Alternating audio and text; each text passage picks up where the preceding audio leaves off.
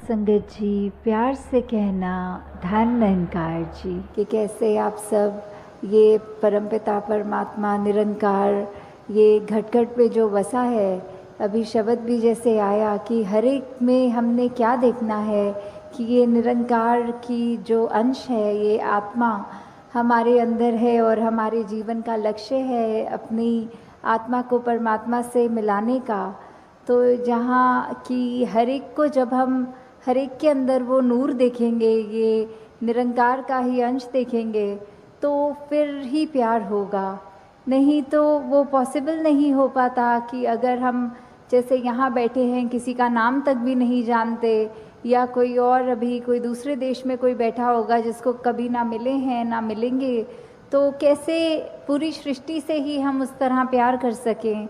तो वो केवल तभी हो सकता है जब हम ये रचनहार, ये परमात्मा निरंकार से ही प्यार करें। तो अपने आप वो हमारी आंखों के आगे ज्ञान उजाला जब हो जाता है तो सब कोई एक समान दिखता है, फिर वही प्यार आता है। और ये संतों ने भी युगों युगों से ऐसे ही बताया है कि अगर हम जी रहे हैं तो हमें नफ़रत नहीं करनी, प्यार करना है। और वो प्यार जैसे कबीर जी ने भी कहा है कि 2.5 अक्षर प्रेम के, तो वही बात कि हम अपने सिर्फ आप से तो पहले करें, उससे पहले इस निरंकार प्रभु परमात्मा को देखकर हर एक से वही प्यार एक्सटेंड करें,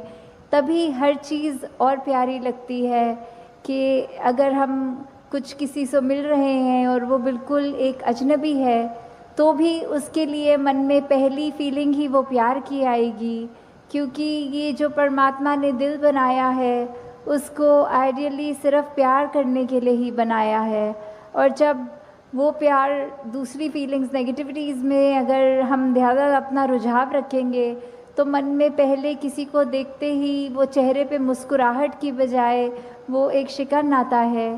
तो इसी में हमें ये देखना है कि किस तरह हम अपने आप में वो तब्दीली लाएं, ये ज्ञान प्राप्त करके एक वो अपने मन में ठहराव लाएं, ये प्यार और बढ़ाएं अपने दिल में, कि हर एक में ही फिर ये निरंकार का खुदा का अंश जब दिखे तो हर एक से ही उस तरह प्यार हो जाए। हाँ जी। अण के घट घट अंदर सबना दा सत्कार करन। तो फिर ये भाव प्यार के बाद आता है सत्कार का। जब हर एक में खुदा को देखा तो उसमें सत्कार कैसे करेंगे एक दूसरे का, जब हम जजमेंटल नहीं होंगे किसी के बारे में, उनको देखकर कि वो इस तरह के व्यक्ति हैं या इस तरह उनका एक आचरण है, तो वो अपना हमें अनुमान नहीं लगाना, अपने अनुमान के अनुसार अपने दिमाग में नहीं बिठाना कि ये ठीक इंसान है या ये गलत इंसान है। जब वो जिस दिन जजमेंट्स ख़त्म हो जाती हैं तो मन में फिर वो सत्कार की भावना एक आती है हर एक के प्रति, कि किस तरह हर कोई ये सत्कार का पात्र है, क्योंकि इतनी बड़ी दात ये निरंकार परमात्मा जिसके भी हिस्से में है और बाकी भी जो अभी अपरिचित हैं उस ब्रह्म ज्ञान से, तो हर एक में जब वो देखेंगे तो मन सिर्फ वो प्यार करेगा, सत्कार करेगा। और फिर हम हर एक को वो बेनिफिट ऑफ डाउट की जो बात आती है कि अगर किसी ने कुछ हमें गलत भी कर दिया, कोई किसी का कर्म हमें दुख पहुंचाता है, तो अपने उस व्यक्ति से गुस्सा ना करके सिर्फ एक ही भाव मन में अपने आप आएगा कि उस व्यक्ति की शायद कोई मजबूरी रही होगी, आज उसका हो सकता है दिन अच्छा ना रहा हो, कोई किसी ने कुछ उसको बुरा बोल दिया हो तो इसलिए उसका मन कड़वा हुआ है, इसलिए उसके बोल कड़वे निकले हैं। तो जब तक ये बात नहीं हम दे पाएंगे अगले को बेनिफिट ऑफ डाउट, तब तक हम वो सत्कार, ये प्यार कुछ भी नहीं उस तरह दे सकेंगे, क्योंकि हम अपने आप को तो बहुत जल्दी उस तरह माफ़ कर देते हैं कि चलो ये चीज़ हमसे गलत हो गई, कोई बात नहीं, हम अपने आप को माफ़ कर रहे हैं। पर वही अगर सामने वाला व्यक्ति कुछ अगर गलत करता है तो एकदम से हम उसका एक वो जजमेंट पास करते हैं, हम ये सोच विचार कर लेते हैं कि ये इंसान को तो आज के बाद मुड़कर देखना भी नहीं है। तो हमें इस तरह अपने जीवन में सुधार करना है कि किसी ने अगर कुछ गलत कर भी दिया तो उसके लिए भी मन से यही अरदास करनी है कि दातार कृपा करके ये जो भी कमियां हैं हमारे अंदर, दूसरों के अंदर, वो दूर होती जाएं और ऐसे ही प्यार और सत्कार जग में बढ़ता चला जाए। हाँ जी। गुण गावण नित ऐसे एक दे, ऐसे दा दीदार करन। तो ये जो दीदार की बात होती है, किसका गुण गाना है, किसके दीदार करने हैं, तो वो ये परमपिता परमात्मा निरंकार, ये जो एक ऐसी सत्ता है जो शुरू से है, वो हमेशा से कायम दायम रहने वाली, कि कैसे हम जब तक वो एक निरंकार जो इस तरह से देखा जाए, अगर एक व्यक्ति दूसरे को देख रहा है तो उनकी आंखों के बीच में भी वो है, वो अपनी पलकों से भी नज़दीक है, जैसे बोलते हैं शारक से भी नज़दीक। तो इतना करीब होने के बाद जब वो अपनी आंखों से नहीं खुद देखा जाता, वो संतों का संग करने के बाद ही ये दात प्राप्त होती है, जो अपने लिए तो सुखदायी होती भी है और हमारे जीवन में वो ऐसा एक हमारा पल पल बना देती है कि हर पल में सिर्फ ये निरंकार प्रभु परमात्मा का शुक्रिया निकलता है हर समय, और वो भाव कि इसी के ही हमेशा गुणगान करने हैं। फिर बाकी चीज़ें लगता है कि हैं, सबकी इम्पोर्टेंस अपनी है, पर निरंकार से ज़्यादा इम्पोर्टेंट कुछ नहीं, इस परमात्मा से ज़्यादा ज़रूरी कुछ नहीं। हाँ जी। ਇਸੇ ਇੱਕ ਦੇ ਨਾਲ ਜੋੜ ਕੇ बेड़ा जग दा पार करन। तो ये बेड़ा जग का, इससे क्या मतलब हो रहा है? इससे सिर्फ यही बात कि हम जब जीवन काल की यात्रा अपनी जी रहे हैं तो उसमें हमें क्या एक ऐसा जो बोलते हैं कि एक परमानेंट चीज़ क्या है, कि जो सबसे मजबूत चीज़ जिसने वो स्थिर है, उसने कभी हमारे उतार चढ़ाव के साथ उतरना चढ़ना नहीं है। जैसे एक तूफान आता है तो हमें बोला जाता है कि कोई ऐसी चीज़ को पकड़ लो, जैसे पेड़ या कुछ जो अपना ज़मीन के अंदर इतनी मजबूती से जिसकी नींव गड़ी हो, ताकि वो हवा फिर हमें उड़ा नहीं सकती। हमने एक ऐसी स्थिर चीज़ को पकड़ लिया है जिसके कारण हम भी, वो हवाएं हमको उड़ा के नहीं ले जा सकती। तो ऐसे ही जीवन में हम अपने जीवन को तब तक अपना अच्छे से जीवन जी सकेंगे जब तक हम ये निरंकार के साथ अपने मन से ना जुड़ें, तब तक वो एक जीवन भी हमारे उतार चढ़ावों के साथ फिर उथल पुथल मचाता है मन में। तो निरंकार का ही आसरा लेना है, निरंकार में ही अपनी श्रद्धा रखकर ये वो बात करनी है कि हमें ये अब जो स्थिर चीज़ मिल गई है, जो कभी एक किसी भी सिचुएशन में अपनी जगह से नहीं हिलती, तो हम फिर वो एक मजबूती का और सहारा लेते चलते जाते हैं और हमारा मन भी और सहारा पक्का करके एक विश्वास और बढ़ाकर फिर हमारे जीवन में ऐसे भी कोई कर्म नहीं हो पाते जो अपने लिए भी नुकसानदायक हों और औरों के लिए भी नुकसानदायक हों। हाँ जी। श्वास श्वास इस एक नु सिमरण, दूजा कदे त्यावण ना। तो फिर जब एक ये लगन लग जाती है निरंकार के साथ, ये अपने इसको हम हर पल अपने जहन में, अपने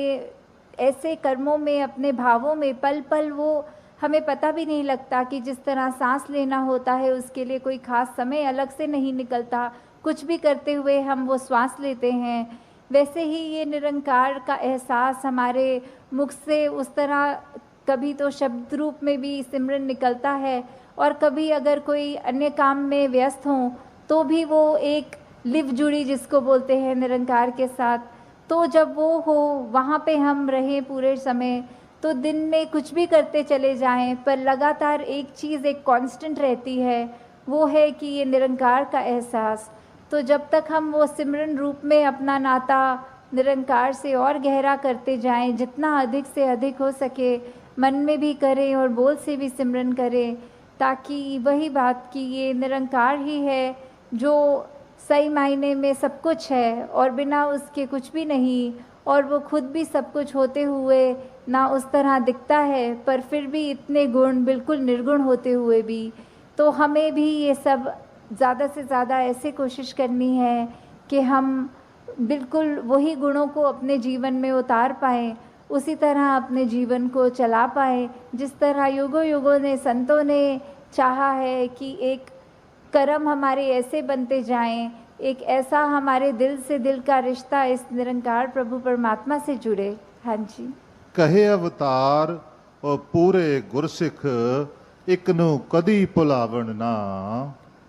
तो फिर ये जो एका है, ये निरंकार की तरफ इशारा करते हुए कि जो भी पूर्ण गुरसिख होंगे, जिनको ये ब्रह्म ज्ञान की दात प्राप्त हो गई और उसके बाद वो अपने अहंकार को तज के ये उस तरह एक